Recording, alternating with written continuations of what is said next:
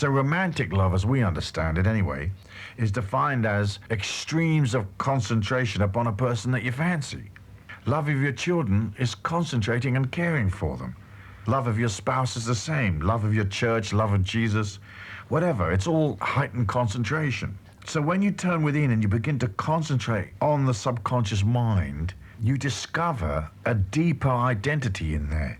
That identity is different to the waking state ego personality. It's different to the boasting, noisy, frightened ego. In there's a deep sense of spirituality.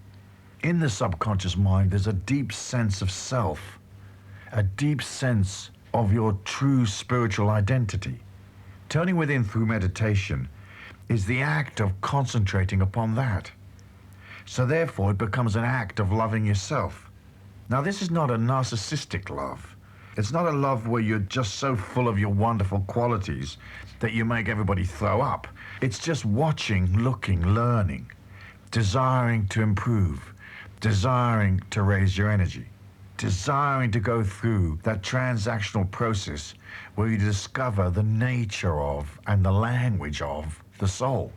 And of course, the soul is the personality. It is the mind. So looking within, you discover who you are. And by concentrating upon your inner self, you enhance that process where you embrace the true spiritual being. It's your sacred way of honoring the God force by concentrating upon yourself. You can experience the sense of magic, that excitement that comes from traversing two worlds, the world of external reality and the inner world with all its magic and its information and its awesome power. And certainly that for me has always been the motivating force in this meditation discipline, is accessing and looking into those inner worlds. Because if that wasn't there, I don't know that I'd really meditate. I mean, yeah, I fancy the stress reduction, and I certainly would like my physiological being to, to be stronger and so on. And I'd like to rest and release, but in the end, it's this idea of moving through the subconscious mind into other dimensions of mind that are not normally available to us that excites me. And of course, the more you meditate, the more those inner doors begin to open. In the end, this journey we call life, this sacred journey, this magnificent journey, is the journey from ego to spirit.